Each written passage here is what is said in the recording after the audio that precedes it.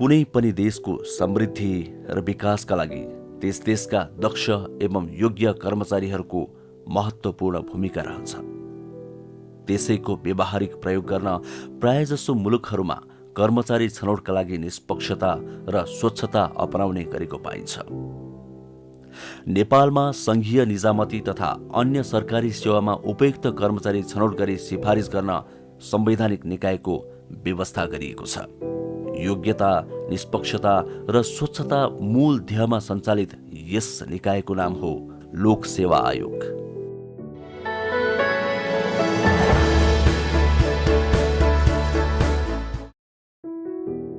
विक्रम सम्वत 2004 सालमा नेपाल सरकारको वैधानिक कानूनले दरखास्त परिषदको व्यवस्था गरेको थियो, तर उक्त वैधानिक कानून लागू हुन नसकेको कारण परिषद गठन हुन सकेन।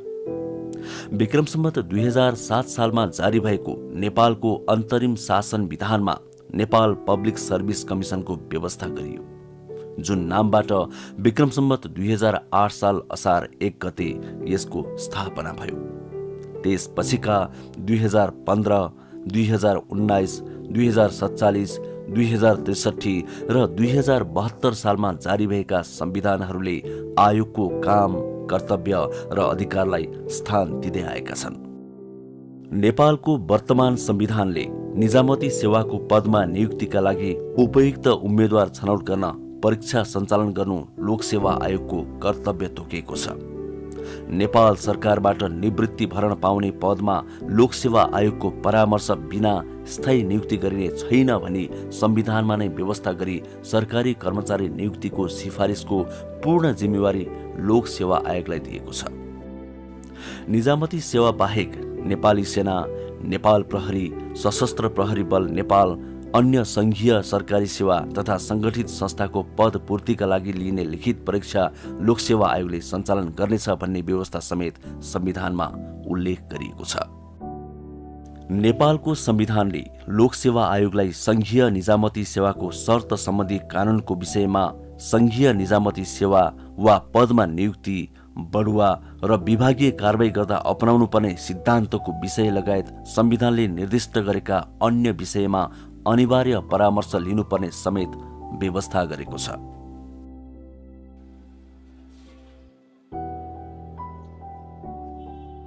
आयोगको काम कारबाहीलाई व्यवस्थापन गर्ने आधार स्तम्भहरू नेपालको संविधान, लोकसेवा आयोग ऐन, सेवा समूहसँग सम्बन्धित प्रचलित कानूनहरू, लोकसेवा आयोग नियमावली तथा लोकसेवा आयोग कार्य सञ्चालन निर्देशिकाहरू रहेका छन्।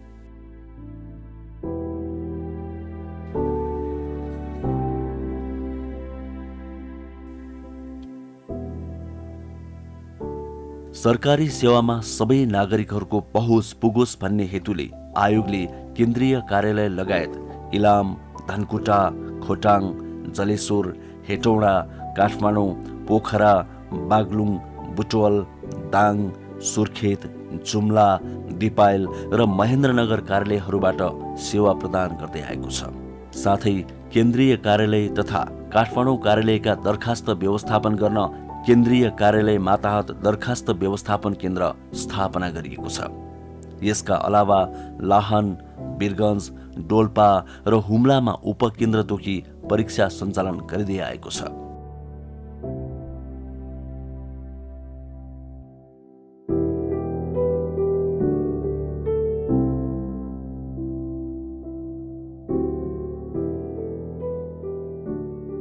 आयोगको आफ्नै भवन नभएका स्थानमा भवन निर्माण कार्य अघि बढेको छ।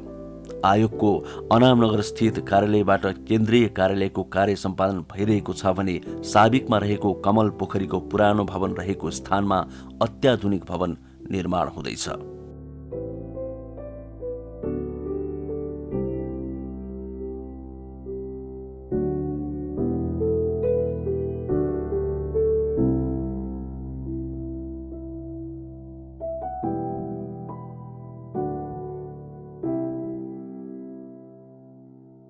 लोकसेवा आयोगको मुख्य जिम्मेवारी भनेकै निष्पक्ष रूपमा परीक्षा सञ्चालन गरी योग्य उम्मेद्वार सिफारिस गर्ने भएकाले त्यसको वैज्ञानिक प्रयोग र प्रभावकारिताका प्रत्येक पाइलामा सचेत रहनु आयोगको विशेषता हो।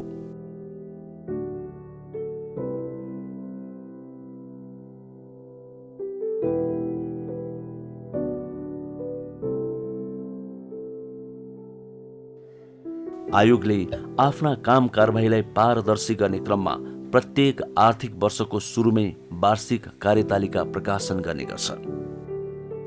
सोही अनुसार अधिकृत स्तरका रिक्त पदको सेवा समूह सञ्चालन गर्ने निकायहरू मार्फत र सहायक स्तरका रिक्त पदहरूको आयोग माताहतका कार्यालय मार्फत माग सङ्कलन गरिन्छ। त्यसपछि सम्बन्धित कार्यालयद्वारा पद पूर्ति गर्न माग भएको पदमा सेवा सम्बन्धी कानूनको व्यवस्था बमोजिम खुल्ला वा बढुवाद्वारा पद पूर्ति गर्न प्रकाशित यकिन गर्ने काम गरिन्छ। पाठ्यक्रम यकिन गरी आयोगको कार्यतालिका अनुरूप विज्ञापन तथा सूचना प्रकाशन गरिन्छ। प्रकाशित विज्ञापनको आधारमा बढुवाको लागि निर्धारित बढुवा फारम दरखास्त व्यवस्थापन केन्द्र तथा माताहत कार्यालयद्वारा सङ्कलन गरिन्छ। त्यसैगरी खुल्ला तथा आन्तरिक प्रतियोगिताका दरखास्त आयोगको अनलाइन प्रणाली मार्फत सङ्कलन हुन्छन्।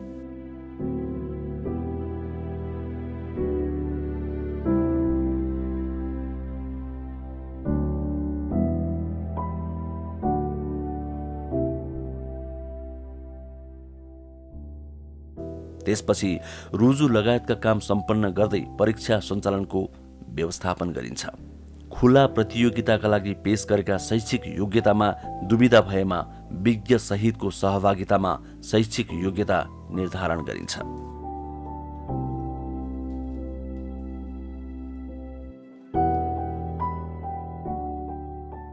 परीक्षाको सुरुवात कच्चा प्रश्नपत्रको सङ्कलनबाट गरिन्छ, जसका लागि गोप्य तरिकाबाट विज्ञ छनौट गरिन्छ र उनीहरूबाट प्रत्येक पदको कम्तीमा प्रश्नपत्र सङ्कलन गरिन्छ।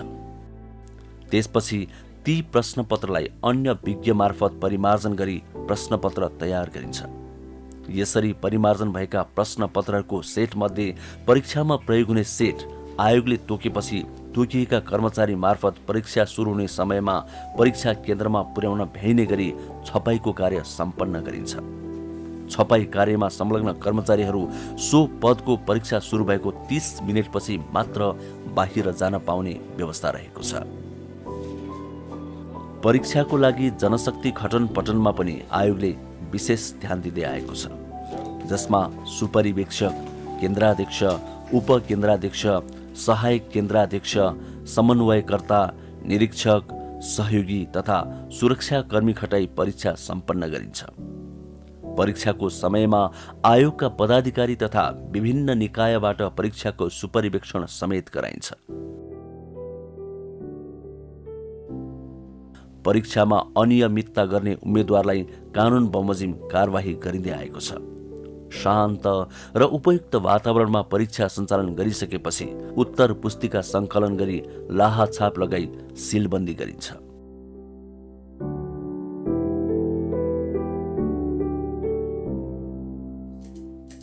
विज्ञापित पदको सबै पत्रको परीक्षा सम्पन्न भएपछि तोकिएका कर्मचारीबाट गोप्य किसिमले प्रथम कोड गरिन्छ।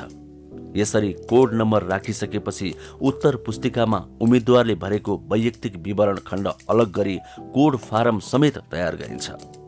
प्रथम कोड गरेका उत्तर पुस्तिका तथा प्रथम कोड फारम एवं अर्धकट्टी सिलबन्दी गरिन्छ।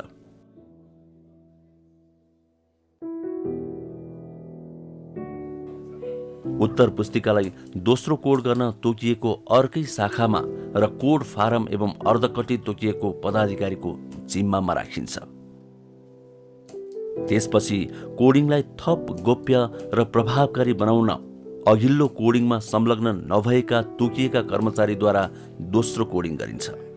दोस्रो कोड गरिसकेपछि पहिलो कोडको नम्बर भएको भागलाई अलग गरी रुजु गरिन्छ र यस्ता कोड स्लिप सिलबन्दी गरी आयोगले तोकेको पदाधिकारीको जिम्मा रहने गरी राखिन्छ। वस्तुगत परीक्षाका लागि optical mark reader OMR machine अनुकूलको बारकोड पद्धतिमा आधारित उत्तर पुस्तिकाको प्रयोग गर्ने गरिएको छ। यस्ता उत्तर पुस्तिका भने कोड गरिरहनु पर्दैन। उम्मेद्वारको विवरण खण्ड र उत्तर खण्ड अलग गरी फरक शाखाबाट स्क्यान गरी मेसिनबाटै सफ्टवेयरका माध्यमबाट परीक्षण हुने व्यवस्था गरिएको छ। आयोगले वस्तुगत उत्तर पुस्तिका अप्टिकल मार्क रिडर OMR मेसिनको प्रयोग गरी परीक्षण गर्ने भएकोले शीघ्र नतिजा प्रकाशन गर्न सघाउ पुगेको छ। दोस्रो कोड गरिएका सिलबन्दी उत्तर पुस्तिका विज्ञहरूद्वारा परीक्षण गराइन्छ।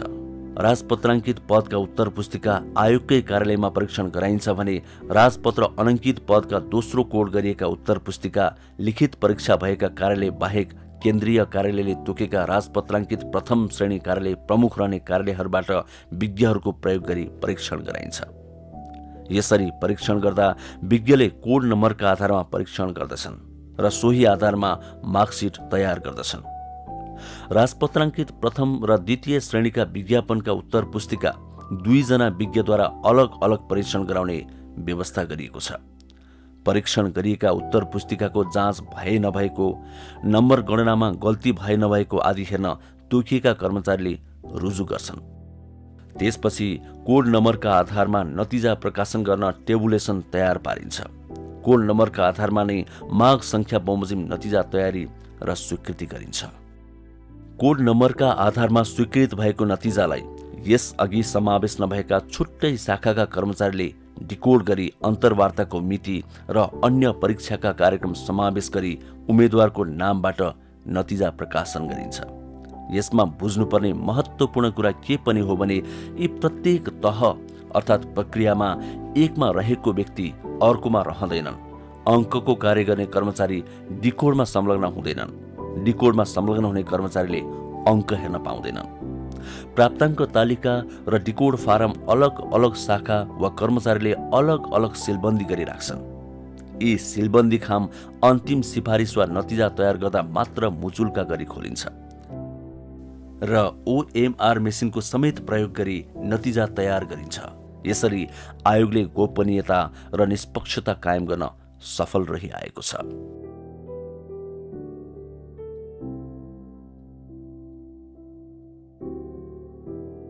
नतिजाको सूचनामा तोकिएको मितिमा पाठ्यक्रममा तोकिए अनुसारका अन्तिम चरणका सिप परीक्षण, अन्तर्वार्ता तथा समूह छलफल आयोजना गरिन्छ। सिप परीक्षण, अन्तर्वार्ता तथा समूह छलफलका परीक्षा तोकिएका शाखाका कर्मचारीले पूर्व निर्धारित तालिका अनुसार गर्छन्। अन्तर्वार्ता समिति सामान्यतया समावेशी हुने गरी र कम्तीमा 1 जना विज्ञ रहने गरी अन्तर्वार्ता हुनु ठिक अघि मात्र गठन गरिन्छ। 1 भन्दा बढी समूहमा अन्तर्वार्ता हुनेमा कुन उम्मेद्वार कुन समूहमा पर्छ त्यो गोला प्रथाबाट छुट्याइन्छ। अन्तर्वार्तामा 40% भन्दा कम र 70% भन्दा बढी अङ्क दिएमा समितिका कम्तीमा 50% सदस्यले दिएको मात्र मान्य हुन्छ। अन्तर्वार्तामा संलग्न सदस्यहरूले सल्लाह गरी अङ्क दिन वा एक अर्कोले दिएको अङ्क हेर्न पाइँदैन। अन्तर्वार्ता सकिनासाथ सबैको रोहबरमा प्राप्ताङ्क सिलबन्दी गरी राखिन्छ। लिखित परीक्षा, अन्य तोकिएका परीक्षा र अन्तर्वार्ताको कुल प्राप्ताङ्कको आधारमा योग्यताक्रम निर्धारण गरी उम्मेद्वारको सिफारिस गरिन्छ। यसरी अन्तिम नतिजा प्रकाशन भएको 7 दिनसम्म अन्तर्वार्तामा सहभागी सम्बन्धित उम्मेद्वारले आफूले प्राप्त गरेको कुल अङ्क आयोगको वेबसाइट मार्फत हेर्न पाउने व्यवस्था पनि मिलाइएको छ।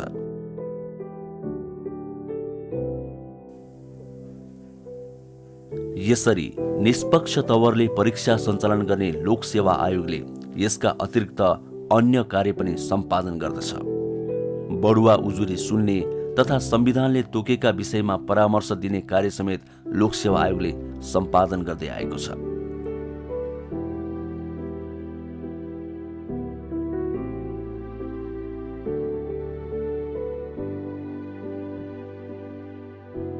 आफूले सम्पादन गरेको काम कारबाहीको वार्षिक प्रतिवेदन राष्ट्रपति समक्ष पेश गर्नुपर्ने संवैधानिक व्यवस्था छ। यसरी पेश गरेको वार्षिक प्रतिवेदन प्रधानमन्त्री मार्फत संघीय संसदमा पेश हुन्छ। आयोगले त्रिवर्षीय रणनीतिक योजना तयार गरी आयोगको समग्र सुधारको कार्य गरिरहेको तथा अनुसन्धानात्मक कार्य गर्दै नवीनतम परीक्षण प्रविधि भित्राउन प्रयास गरिरहेको छ।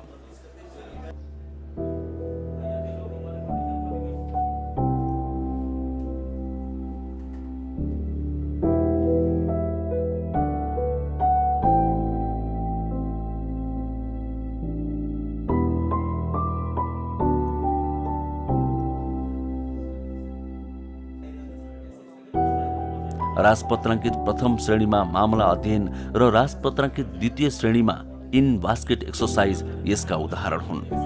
यसका अलावा एसेसमेन्ट सेन्टर मेथोडोलोजीका विभिन्न प्रविधि प्रयोगमा ल्याउन गृह कार्य भइरहेको छ। निष्पक्षता र गोप्यतासँगै समयानुकूल प्रविधि विस्तार, सेवा केन्द्र विस्तार, पाठ्यक्रम एवं परीक्षा पद्धतिमा परिमार्जन जस्ता कुरामा समेत आयोग सदा सचेत रहेको छ। लोकसेवा आयोगको परीक्षा प्रणालीहरू निष्पक्ष छ। यसमा चाहिँ कुनै शङ्का गर्नुपर्ने विषय नै छैन। हामीले समाजका गतिविधिहरू, सामाजिक विषयवस्तुहरू, राज्यका संरचना, सम्पूर्ण कुराहरू जान्नु नै पर्ने हुन्छ। एउटा सार्वजनिक पदमा बसेर काम गर्नुपर्ने भएपछि अवश्य पनि त्यो चाहिने विषयवस्तु नै हुन् सम्पूर्ण। लोकसेवाको परीक्षा प्रणाली एकदमै राम्रो छ, निष्पक्ष छ होइन। हामी जस्तो गरिबको किसानको छोराछोरीहरू एउटा मात्र आधार छ, एउटा लोकसेवा। अब कहीँ अरू ठाउँमा जागिर खानको लागि राजनीतिक नियुक्ति चाहिन्छ, राजनीतिक सोर्स पोस्ट चाहिन्छ। हामी जस्तोको छोराछोरी, हाम्रो बुवाआमाको जस्तो छोराछोरी जुन हामी छौँ, हामीले जस्तो जागिर खाने एउटा निष्पक्ष निकाय भनेको लोकसेवा आयोग हो। मैले लोकसेवा आयोगको परीक्षा दिएर नै पास गरेको हुँ। मलाई लोकसेवा आयोगको परीक्षा दिँदा, लिखित परीक्षा पनि दिँदा र अन्तर्वार्ता दिँदा पनि एकदमै फेयर लाग्यो। यो लोकसेवा भनेको एकदमै निष्पक्ष छ। यो मेरिट बेस हो।